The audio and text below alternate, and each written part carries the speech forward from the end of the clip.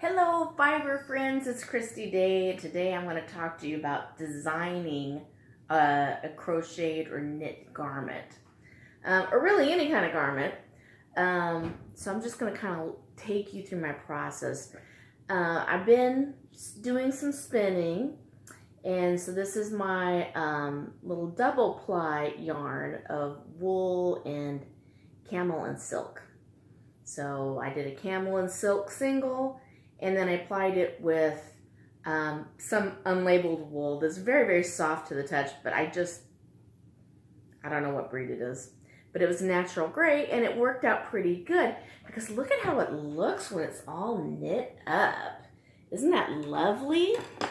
So what have I done here? Let me back up a little bit so you can see the whole piece. So we see all I did was I took my 9mm hooks. By the way, if you're beginning knitter, bamboo is really the way to go, because bamboo, your yarn doesn't slip as much. So if you're having kind of a hard time in the beginning counting your stitches and whatnot, and having stitches slip, you might want some bamboo needles. So just, we can, I don't know if you can see that really clearly, but that is a 9mm needle.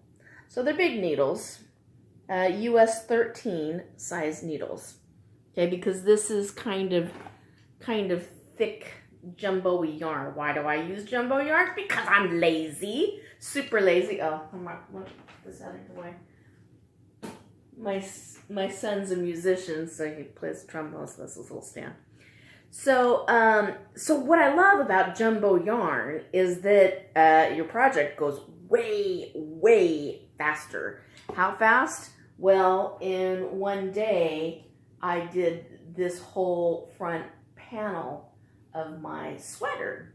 Now, what's going to happen is now I did 36 stitches across on this entire thing, and then I just used a little yarn needle to, once it was on the thing, and I'm sorry if this is totally basic to you, but this is meant for the total novice. I went, picked up each stitch, and then cinched it through to get this gathered thing. Then all I do is I pin my pieces onto my mannequin.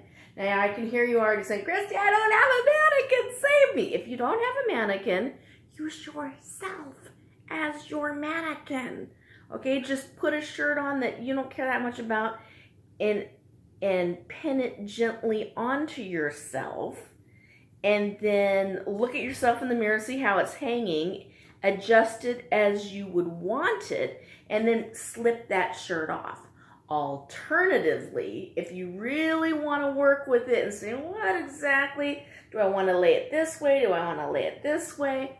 Then what you want to do is you want to put on something you don't care about, wrap your entire body with duct tape, and then you're going to have to cut yourself out of that, re-duct tape it, and then stuff the mannequin with something super cheap like hay that you can get from the feed store, like from Rural King or something, or I wouldn't recommend craft store hay. That's getting kind of expensive. But you know, think about it. What do I have that I could stuff this with? If I was going to be making a scarecrow, would I stuff old cloths in there? Would I stuff batting in there? You know, just think about what you have, because you're just going to stuff it real firm, and then you're going to be able to pin onto it. Okay, so you're just going to pin. And the cool thing about that is that when you're pinning, you can spray it down with some water, and you can actually be blocking your knitwear or your crocheted wear while you're doing that. Okay, so this was very quick to do.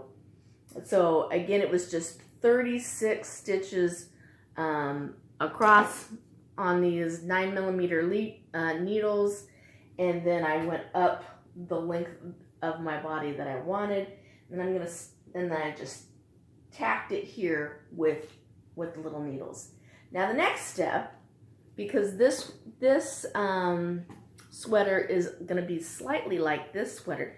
This sweater is a panel here, and then a tiny ribbon here. But the key is this neckline. So I kind of like that, but I got to do a whole wide thing and some gathering here. So now I'm just going to do a neck piece. Now this is 2 pieces, front and back, that I joined at the shoulders so that it lays flat. Otherwise it won't lay flat. It'll kind of get all funky. So next step is to knit probably 12. And I'm just going to guess this and hold it up and see if it's the right width. And if it's not, I'll frog it, which is ripping it out. And I will do it again for just a little section. But I'm just going to go down like this for this next section, and then I'll pin that on there, and then I'll do this Irish crochet. So this is part knit, part crochet. Now what kind of knit is this? This is basic beginner knitting that is just the garter stitch. I mean, it's just a stocking, regular stocking knit stitch. So I'm a total beginner knitter. If you were an absolute beginner knitter that only knows like 1 stitch, you could totally do this. And later on, I'll show you how to crochet this in the next follow-up video. I'll create a series for this sweater. Super, super, super easy though. So that's that.